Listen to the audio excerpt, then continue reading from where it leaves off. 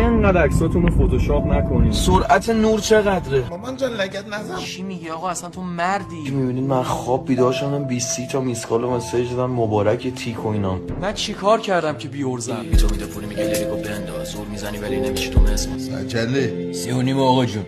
لحن من داری میری آشغال موسیقی.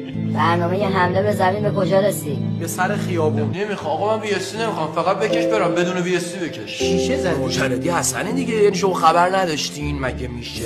موهات مثل گندمه، خانم کلاس چندمه. اون نبرد با گرگ اولین فرصتی که پیدا کردی باید گرگو بکشی.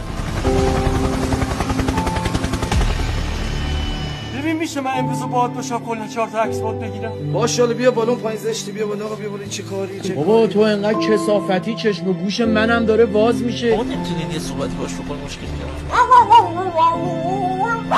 هر بار خوردم سمی پاهامو گرفتم بالا گفتم گوشی منو میدزدی؟ تو گوشی منو دزدیدی. ایدیای ما رو نگیرین آخه واسما هاست، اون کسی که ایدی داده فقط هستم باباست.